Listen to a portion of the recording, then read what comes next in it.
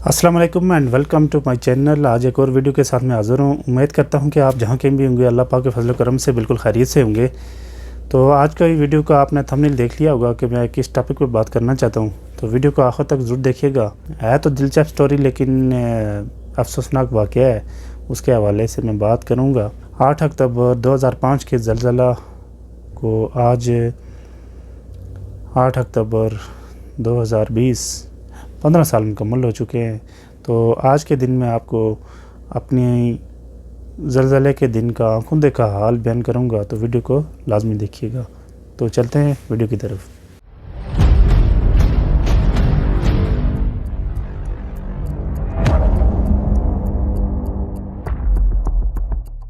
ज़लज़ला 2005 8 अक्टूबर का दिन था और सन 2005 और 3 रमज़ानुल मुबारक। तो मैं उस वक्त मौजूद था रावलपिंडी 6 रोड के करीब, डोक प्राचा जगह करीब ही है 6 रोड से। तो वहाँ पे मैं रहाइश पजीर था। वहाँ मेरे साथ अपने गांव के और लड़के भी थे। कुछ तो पढ़ाई के सिलसिले में वहाँ मुकीम थे और कुछ जॉब के सिलसिले में। तो मैं भी वहाँ पे मौजूद था। जिस दिन ज़लज़ला आया उस दिन हमने सहरी के बाद नमाज अदा करने के बाद हम सो गए। रमज़ान में हमारी यही रूटीन होती थी, सो जाते थे नमाज के बाद, और क्योंकि सहरी तो हम कर लेते थे, उसके बाद फिर नमाज फजर के बाद हम सो जाते थे। तो उस दिन भी ऐसा ही हस्बे मामूल पहले 2 दिनों की तरह तीसरे दिन भी हम सो गए सहरी और नमाज के बाद। तो जब ज़लज़ला हुआ तो सबसे पहले मेरी आँख खुली। मुझे वहाँ पे महसूस हुआ कि कुछ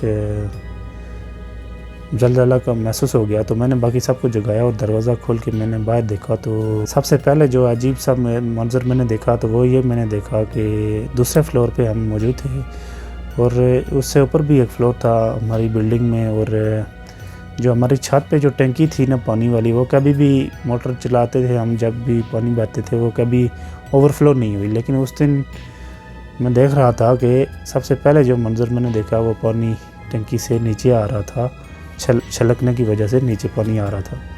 तो सबसे पहले ये चीज़ मैंने देखी। तो हर चीज़ हिलती हुई महसूस हो रही थी और मैं वहाँ से भागा। लेकिन जो रास्ता था बाहर जाने वाला, वहाँ से जहाँ पे हम अंदर गली में रहते थे, तो बहुत तंग था और साथ आसपास वो समझ लगे बिल्डिंगें ही थी, 2-2 मंजिली थी, डबल स्टोरी थी और इस तरह के घर थे लोगों के। लेकिन मैंने देखा कोई ख़वातीन बुज़ुर्ग सब बाहर थे, कलमे का वेद कर रहे थे। और जब मैं वहाँ से भागा तो सब ने मुझे इशारा कर रहे हैं कि बैठ जाओ, इधर ही बैठ जाओ, भागो नहीं, भागना नहीं चाहिए ज़लज़ले में। कुछ लोगों ने मुझे इस तरह पुकारा। लेकिन उस टाइम मुझे पता था, मेरे ज़हन में एक ही बात थी कि अगर खुदा न खास्ता ये बिल्डिंगें गिर गई तो यहाँ तो कुछ भी नहीं मिलना। तो बहरहाल मेरी नज़र में एक ख़ाली प्लाट था करीबी। तो मैं बड़ी तेज़ी से वहाँ पहुँचा और मैं वहाँ जाके बैठ गया। मेरे अलावा उस प्लाट में और कोई नहीं था। सब लोग अपने अपने घरों के अचानक ज़लज़ला आने की वजह से अपने अपने घरों के बाहर ही बस उधर ही बैठ गए थे। किसी को ये नहीं पता था कि क्या होगा, ये बिल्डिंगें गिर सकती हैं, हम नीचे आ सकते हैं, लेकिन नहीं, खौफ का आलम था। तो खैर बहरहाल ज़लज़ला एक अब दफ़ा आया, फिर दूसरी दफ़ा आया। उसके बाद हम सारे दोस्त जहाँ वहाँ पे बिल्डिंग में मौजूद थे इकट्ठे हुए, बातचीत शुरू हो गई। हमें पता भी नहीं था कि कश्मीर में भी ज़लज़ला आया या उधर के क्या हालात है। हम सिर्फ इधर का ही देख रहे थे, अपना पिंडी, रावलपिंडी, लाहौर और कराची, इधर उधर। लेकिन राब्ते नहीं हो रहे थे। फ़ौरन ही फ़ोन जो था, फ़ोन सर्विस बाज़ इलाकों में बंद हो गई थी। तो हम थोड़ा सा बाहर निकले, हम तो देखा टीवी पे कि मार्गला टावर का गिरने का जो चर्चा वहाँ पे वो ख़बरें चल रही थी। तो हमने कहा ये तो काफ़ी नुकसान हो गया। अभी तक हमें कोई ख़बर नहीं थी कि हमारे घर में या गांव में भी क्या हो गया है या उधर भी क्या ज़लज़ला आया होगा।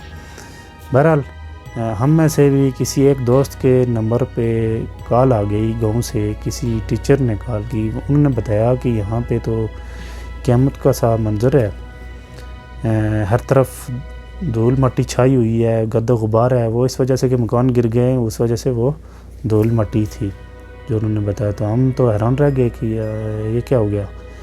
تو پھر ہم نے سب نے کالے ملانے کی کوشش کی. کئی دوستوں کے گھر میں فون بھی تھے, جو لینڈ لائن نمبر ہوتا ہے وہ بھی تھے, لیکن کوئی بھی نہ موبائل کنیکٹ ہو رہا تھا اور نہ ہی لینڈ لائن نمبر پہ کسی سے بات ہو رہی تھی. بہرحال پھر ہمیں پتہ چل گیا کہ ادھر کوئی حالات زیادہ ہی خراب ہو گئے, لیکن آخرکار ایک نمبر پہ رابطہ ہوا تو پتہ چلا کہ بہت زیادہ نقصانات ہوئے. پھر ہم نے گھر جانے کی تیاری کر لی, تو دوستوں کو اکٹھا کیا, پوچھا کہ کون کون گھر جانا چاہتا ہے. گاڑی تو نہیں مل رہی تھی ہمیں, ہم پھر رینٹ کی کار جو تھی وہ ہم ڈھونڈ رہے تھے, وہ بھی اس عالم میں نہیں مل رہی تھی, کیونکہ افراتفری ادھر راولپنڈی اسلام آباد میں مارگلا ٹاور گرنے کی وجہ سے افراتفری سی ہو گئی تھی, تو وہ بھی ہمیں نہیں مل رہی تھی آسانی سے. پھر کسی کے کہنے سے, کسی کے سورس سے ہمیں ایک جگہ سے گاڑی مل گئی, اور ہم تقریباً 4 تھے یا 5 دوست تھے, ہم ایک ہی گاؤں کے تھے, تو ہم وہاں سے روانہ ہوئے. اور راستے میں آتے ہوئے مری تک کوئی پتہ نہیں چل رہا تھا کہ زلزلہ ہوا ہے یا ادھر نقصان ہوا ہے. ہم نے کچھ نہیں دیکھا, باراکو سے آئے مری تک آئے, کوئی راستے میں ہم نے نقصان نہیں دیکھا. لیکن لوور باسیاں جب ہم آئے نا, تو وہاں پہ تھوڑے تھوڑے مکانوں کی دیواریں جو تھی نا, وہ ان میں اسکریچ آئے ہوئے تھے. تو ہمیں پتہ چلا کہ زلزلہ کوئی آثار تھوڑے نظر آنے شروع ہو گئے. جب ہم کوالہ پل پہ پہنچے تو وہاں پہ کچھ زلزلے کی وجہ سے پتھر آئے ہوئے تھے روڈ پہ, تو وہ ہم نے دیکھے, اور وہاں سے ہم اوپر کی جانب اپنے شہر دیرکوٹ کی طرف چل دیے.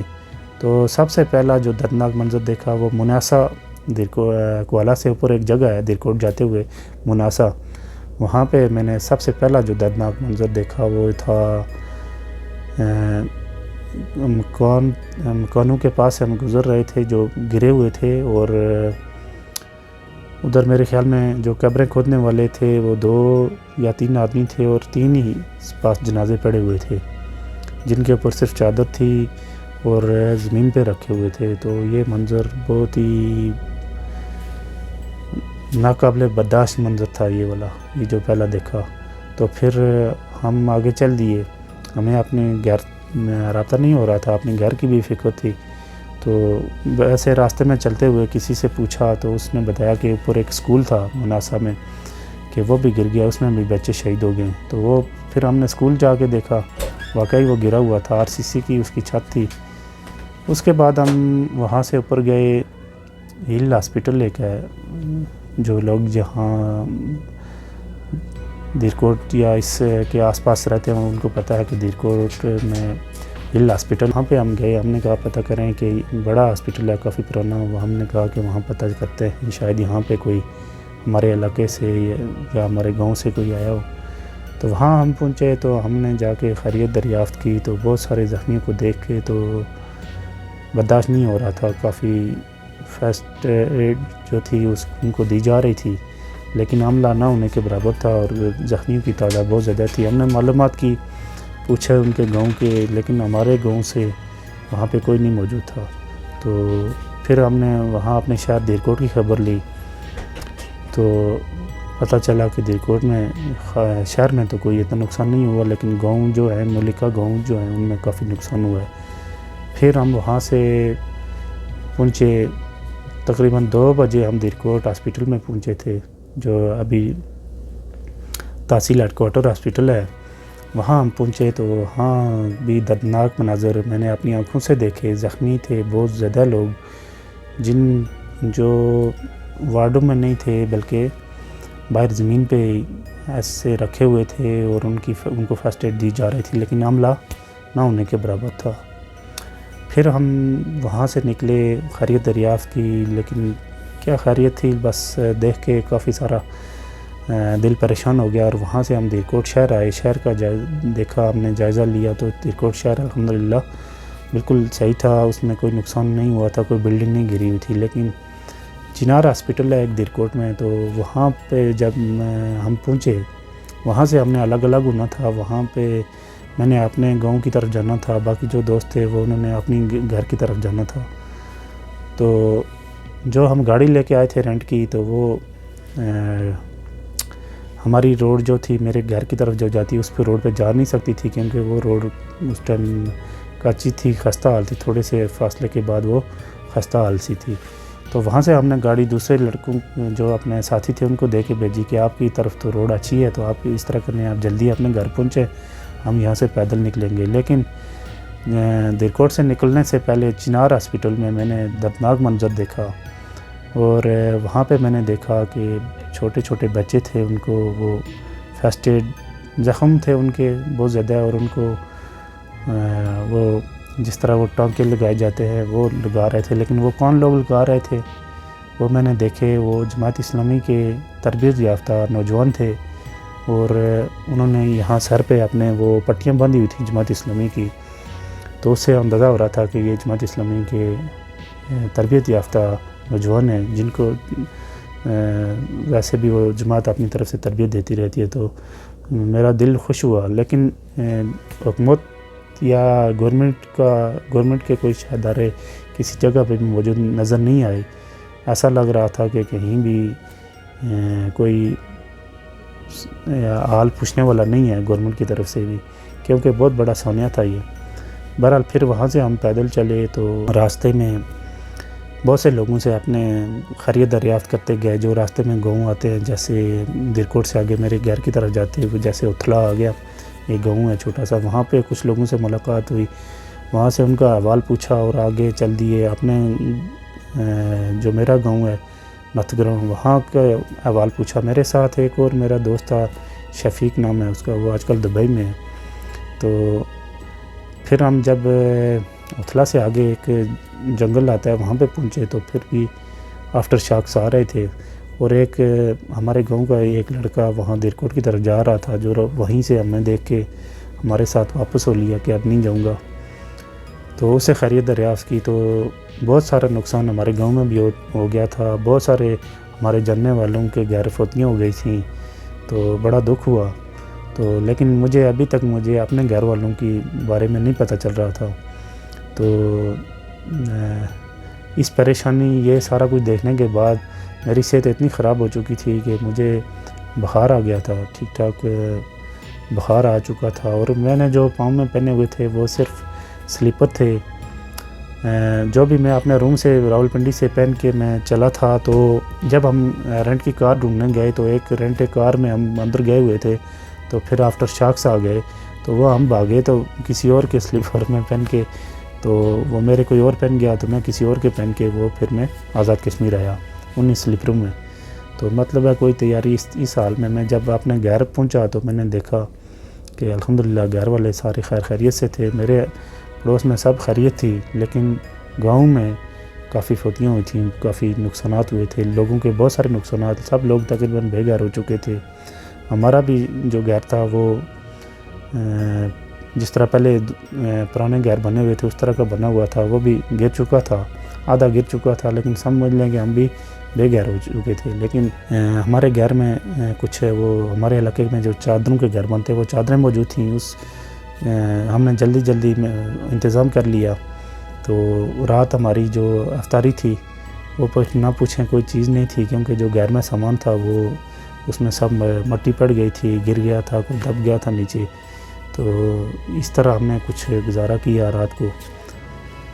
تو یہ ساری یہ سٹوری آپ کو بتانے کا مقصد ہے کہ دیکھیں کہ کیسا دردناک منظر تھا وہ، اللہ تعالیٰ کی طرف سے ہمیں ایک پیغام دیا گیا تھا کہ جب اللہ کی پکڑ آتی ہے تو کیسے آتی ہے، تو انسان کو اپنا یہ ساری چیزیں سوچنی چاہیے، اپنے آپ کو اتنا بڑا نہیں سمجھنا چاہیے، اللہ کی بندگی میں رہ کے تو یہ زندگی گزارنی چاہیے، تو کیونکہ اللہ تعالیٰ ہی اس نظام کو تخلیق کرتا ہے، اور ہم شاید بھول جاتے ہیں یا غفلت ہو جاتی ہے تھوڑی سی، تو اللہ تعالیٰ نے ہمیں وہ تھوڑا سا دکھایا، وہ ایک وارننگ سمجھ لیں کہ ہمارے لیے سب کے لیے ایک وارننگ تھی۔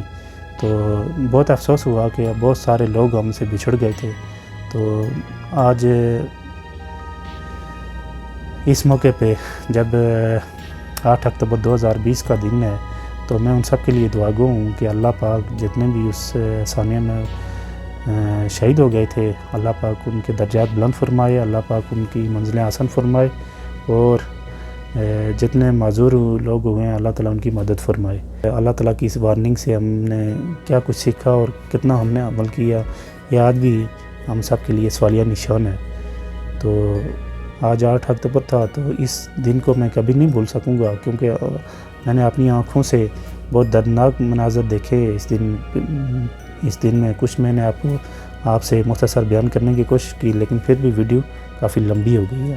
تو میں چاہوں گا آپ سے اجازت، آنے والی ویڈیو تک اپنا اور اپنے ساتھ والوں کا بہت سارا خیال رکھیے گا اور مجھے دعاؤں میں ضرور یاد رکھیے گا۔ تو ابھی تک اگر آپ میرے چینل آپ نے سبسکرائب نہیں کیا ہوا تو کائنڈلی میرے چینل کو سبسکرائب ضرور کیجیے گا۔ میں چاہوں گا آپ سے اجازت، ملیں گے اگلی ویڈیو میں، تب تک کے لیے اللہ حافظ۔